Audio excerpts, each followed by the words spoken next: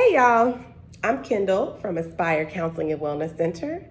Hoping that everyone had an amazing Labor Day weekend, that you were able to spend time physically distant, hopefully, with your loved ones, that you were able to recharge, rejuvenate, whatever you need to do, take care of yourself. Um, and for my educators, I hope that you all were able to kind of get yourself in the right mental space to go back to work. I know that some people started their year today and others continued on with their school year. And so I just wanted to offer some brief encouragement and strategies for you, for our brave educators that are doing this good work that we know not everyone can do. And so the message that just continue to download into my space, right? This morning was you set the tone. What do you mean you set the tone? Well, what I mean by that is as an educator, you have so much power and influence over the type of experience that not only you have, but your students as well.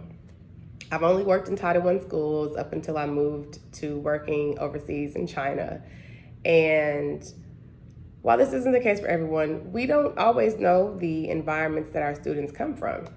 So the environment that we create is going to be hopefully one that allows them to thrive, to grow, to learn these 21st century skills that they need to be productive citizens and just good people.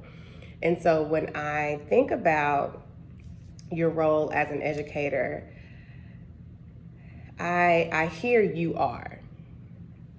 And I used to be an English teacher, and so I love all things to do with, English. And I think of personification, like the embodiment of something. And so educators, including myself, hopefully, you are the embodiment of love. You are the embodiment of understanding. You embody encouragement, perseverance, trust, honesty, safety, knowledge, understanding. You embody loving correction. You embody connection. You embody what it means to be a leader, right? You embody what it means to have possibilities. We provide our students, hopefully, with the tools and the strategies and skills to go and reach for untold possibilities. We don't know what their future looks like, but we know that today we have limited time to help them identify, help them build upon, help them grow in ways that are going to ensure that they have bright futures, successful futures, the skills in which to overcome the challenges that life is definitely going to throw at them, right? We know that challenge is a part of the human condition. But everyone isn't equipped with the skills in order to overcome whatever challenges may arise. And you as an educator play an integral role in them being able to overcome trauma, them being able to be the first of many in some of their families, or continuing on traditions that they have been born into. We have gifted students, and we have the power as educators to not even mold, but break chains, right? Break mental mindsets that stop them from moving forward, help grow their self-confidence, help improve their self-efficacy, the way that they see themselves, their self-esteem. We have been tasked with something that a lot of people can't do. And I want to encourage you today, because in order to do that good work, you have to take care of yourself first. So I know all too well the anxiety surrounding returning to school in a pandemic. It seems nonsensical, right? And I know that you are being asked to do myriad things in order to provide the type of instruction and quality instruction that is near and dear to your heart to provide. And so I know that I've said this before, but I urge you to take things one day at a time. You master today, then we can continue to identify what worked, what didn't work. How do we push on to tomorrow? How do we set up today that's going to prepare us in a way to be even better on the next day, right? What are we doing right now? What are you doing right now to take care of not only your basic needs, but your professional needs so that you can continue to reap success? And then when things do seem to fall apart, because we know that that's going to happen, what skills are you building so that you can get through those challenges in as successful a manner as possible? And so I want to remind you that up to this point, you've survived 100% of your worst days. I really love that quote. And just to let you know that these are just some things that I encourage you to do, right? Remind yourself, especially when the times get tough, that hopefully the appropriate precautions are being taken. And if you need additional things to happen, how can you provide that for yourself? How do you provide unfortunately, probably your PPE, cleaning supplies for your classroom? What will you need to run an online classroom? Have you set up a Google Classroom or whatever platform you guys are using? Again, how do you make it your own? How do you, as I've said in the previous video, how do you allow what you're doing to be an extension of yourself? Because you're meeting new students, and so this is your first impression.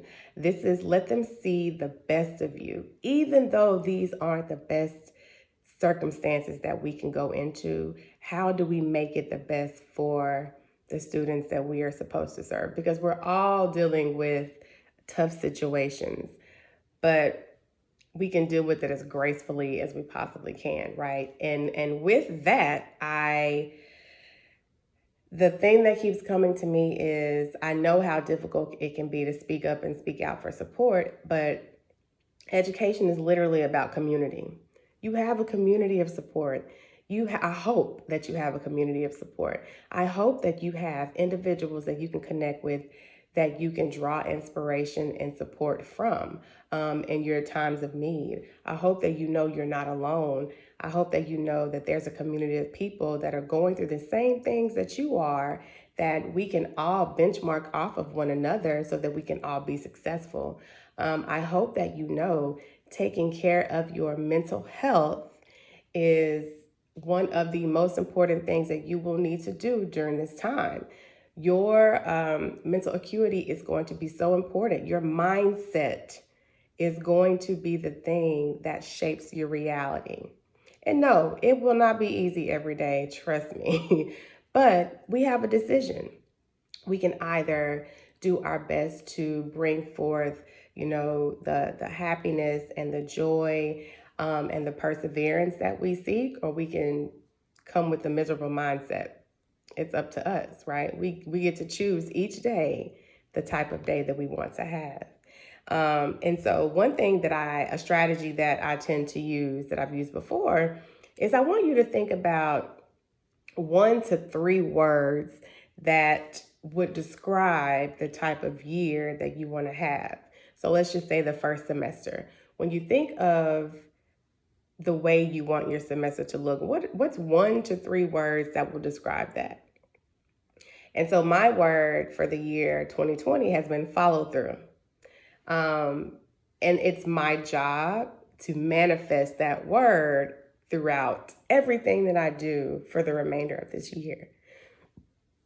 Follow through is so important because I come up with ideas after ideas after ideas, and sometimes it gets difficult to do so many things at once, and some things don't get completed. Just a moment of self-disclosure. But that is the word that I use to drive everything that I do from the time that I came up with it until the end of the year, and then we can start anew. So think of the word that you want to embody, that you want to manifest, not only in your personal life, but your professional life, and especially in the connection that you have with your students. That's going to hopefully help guide your decisions and guide the choices that you make from this point on. I would love for you to share the words that you come up with, and then I can, if you want, help you identify ways in which you can allow that or those words to manifest professionally for you so that you can have the type of year that you seek and so that you can continue to grow professionally. And as I say, it's so important again to mind your mindset, right? Identify ways in which you can prioritize your mental health so that you can maximize your pedagogical performance. I said I wouldn't hold you long. I just want you to know that we're doing good work. It's the beginning of the year. You set the tone. What do you want that to look like? It's in your hands. You have everything you need to be successful. And again, you've survived 100% of your worst days, so hopefully our best days are ahead of us. There's so much learning in the challenge. And you don't have to do it alone. If you need help, just reach out. I'm here to assist you if you need it, and I will provide the appropriate information under this post when I do make the announcement. You can reach out to me at contact@aspirecounselingwell.com. You can message me on Instagram. You can message me on Facebook. I am passionate about not only helping people with their mental health, but I'm doubly passionate about helping educators be their very best selves, prioritize their mental health, and be the best professionals that they can be. Because when you are your best, that filters down to our students. Because again, you are. And what do you end that with? I hope that you all had an amazing either first day of the 2021 school year or continuing on of the 2021 school year. Please don't hesitate to reach out to me and just be on the lookout for more posts, videos, blog posts, YouTube videos, anything in a mental health capacity that I can do to help you continue to make great outcomes and the progress that you seek.